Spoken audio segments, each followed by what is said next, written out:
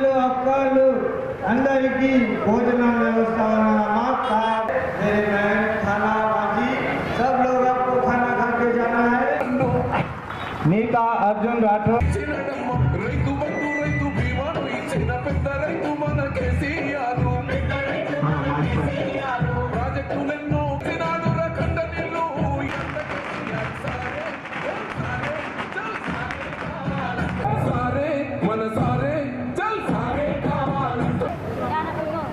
అమ్మ గుర్తుపెట్టుకురా మర్చిపోయినరా గుర్తుపెట్టుకున్నాను జర చేతులు ఎత్తండి వెరీ గుడ్ అమ్మ ధన్యవాదాలు ఈరోజు మున్సిపల్ ఎన్నికల ప్రచారంలో భాగంగా బీఆర్ఎస్ పార్టీ తరఫున 34వ డివిజన్ నుంచి పోటీ చేస్తున్నటువంటి నీతా రాథోడ్ గారు మా తమ్ముడు అర్జున్ రాథోడ్ సతీమణి అదేవిధంగా అర్జున్ రాథోడ్తో ఇక్కడ పనిచేస్తున్నటువంటి తమ్ముడు మహేష్ అరుణ్ అనిల్ నర్సింగ్లు నాతో ఇక్కడ వేదిక మీద ఉన్నటువంటి సీనియర్ నాయకులు సుజిత్ సింగ్ ఠాగూర్ సత్యప్రకాష్ ఇంకా మార్వడి సమాజ్ నుంచి మా తమ్ముడు అర్జున్ రాథోడ్కి మా సోదరిమణి నీతా రాథోడ్తో పాటు ప్రచారంలో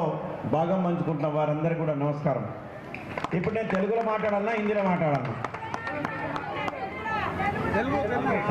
ఓకే తెలుగు అయితే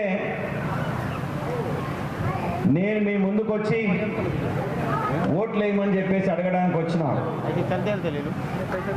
మీకెందుకు ఓట్లు వేయాలి అని మా అక్క చెల్లెలందరూ అడిగేటటువంటి హక్కు ఉంది. మాకెందుకు ఓటేయాలంటే కేసీఆర్ గారు ముఖ్యమంత్రి అయినాడు 200 రూపాయలు పింఛన్ ఉండే, దాన్ని 1000 రూపాయలకు పెంచి మళ్ళీ 2000 రూపాయలు చేసిండు కాబట్టి బీఆర్ఎస్ పార్టీకి ఓటేయమని చెప్పేసి నేను అడుగుతా ఉన్నా. ఇలా పింఛన్ వచ్చేటోళ్ళు అందరూ చేతులు లేపురమ్మా. 2000 పింఛన్ వచ్చేటోళ్ళు అరే వా చాలా బాగున్నారు 34 డివిజన్లో. అయితే 2000 రూపాయలు కేసీఆర్ గారు ఇస్తారు కాబట్టి కారు గుర్తు కోటేయండి.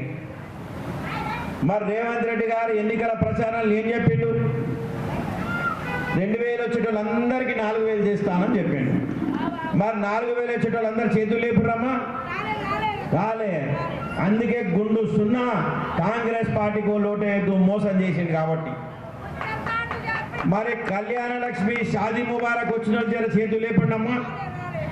కళ్యాణ లక్ష్మి షాదీ ముబారక్ ఓకే, వచ్చిన వాళ్ళు చేతులు లేపాలి. వచ్చిన వాళ్ళే 1,00,000 రూపాయలు వచ్చినాయి కదా, ఓకే.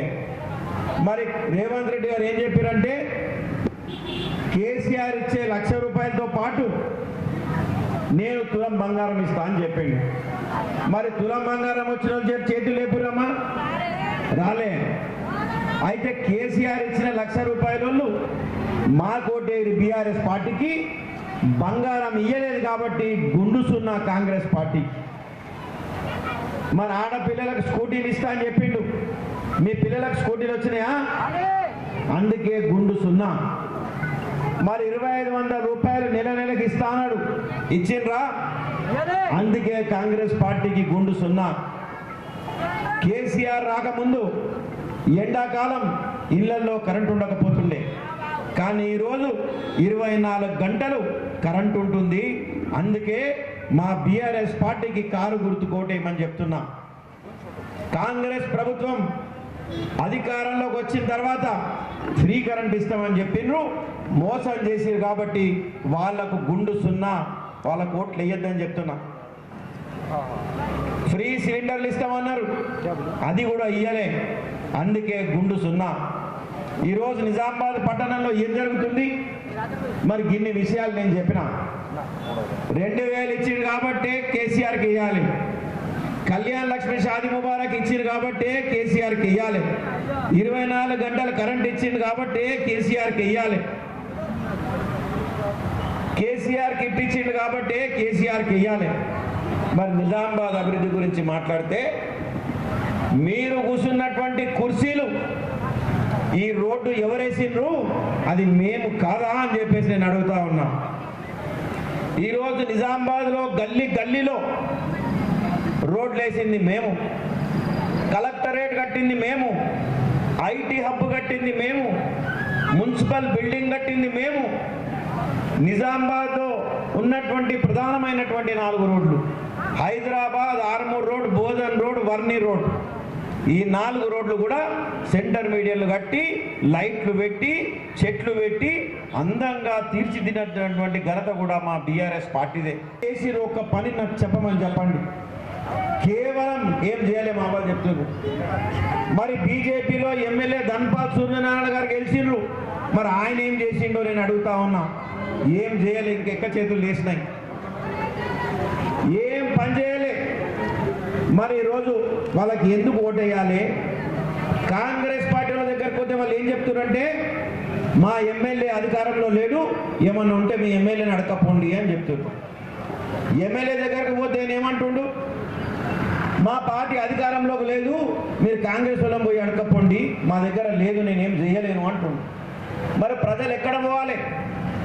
మీ బస్తీలలో కరెంటు పోయి చీకటిమయం అయింది. చీకటిమయం అయితే కనీసం కరెంటు బుగ్గలు పెట్టిమని చెప్పేసి అడిగితే వాళ్ళ నుంచి వచ్చేటటువంటి సమాధానం, మా దగ్గర నిధులు లేవు, మీరే ఇంటింటికి 500 రూపాయలు వేసుకొని మీ కరెంటు స్తంభాలకు బల్బులు పెట్టుకోమని చెప్తున్నారు. ఇందుకా మనం ఓట్లేసింది? ఇందుకా మనం గెలిపించింది? పార్టీగా కాంగ్రెస్ ఫెయిల్, ఎమ్మెల్యేగా ధన్పాల్ సూర్యనారాయణ గారు ఫెయిల్. మరి అభివృద్ధి గురించి నేను మాట్లాడుతుంటే వాళ్ళకి బాధ అనిపిస్తుంది. అరే గణేష్ గుప్తా గారు వచ్చి నన్ను నిలదీస్తున్నారు, మరి నువ్వే అధికారంలో ఉన్నావు, నువ్వే ఎమ్మెల్యే ఉన్నావు కాబట్టి నేనే నిలదీస్తున్నావు. వేరే అడిగితే నాకేమొస్తుంది? ప్రజలు నీ మీద నమ్మకంతో నోట్లు వేసారు కాబట్టి నువ్వే దవన 2000కి ఇంకో 2000 కప్పి 4000 రూపాయలు ఇస్తా అంటున్నాడు. ఇస్తాడేమో ఒకసారి రేవంత్ రెడ్డి కోటేద్దామని చెప్పేసి. మా బిడ్డ పెళ్ళైతే 1,00,000 రూపాయలతో పాటు దబ్బున తులం బంగారం ఇస్తాడేమో అని చెప్పేసి ఓటేసిండు. మా పిల్లలకు స్కూటీలు కొనిస్తారేమో అని చెప్పి ఓటేసిండు. మా ఇంట్లో ఫ్రీ కరెంట్ వస్తుందేమో అని ఓటేసిండు. పెన్షన్తో పాటు మా పిల్లలకి 2,500 రూపాయలు వస్తాయేమో అని ఓటేసిండు. కానీ అడుగడుగున మోసం. కాబట్టి ఈ కాంగ్రెస్ పార్టీకి ఓడిగడిగేటటువంటి హక్కు లేదు. మరి ధన్పాల్ సూర్యనారాయణ గారు గల్లీ గల్లీలో తిరిగి ఏం మాట్లాడుతుందంటే, మా మేయర్ని గెలిపియండి, మేము నిజామాబాద్ని సుందరంగా తీర్చిదిద్దుతామని చెప్తున్నాడు. నిన్ను ఎమ్మెల్యేగా గెలిపించినందుకే నువ్వేం చేయలేకపోయినావు, అధికారం లేదంటున్నావు.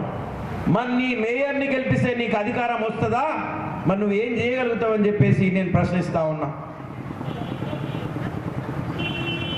కాబట్టి వాళ్ళు ఏం చేయలేరు, మనం చూసినాం ఇన్ని రోజులు.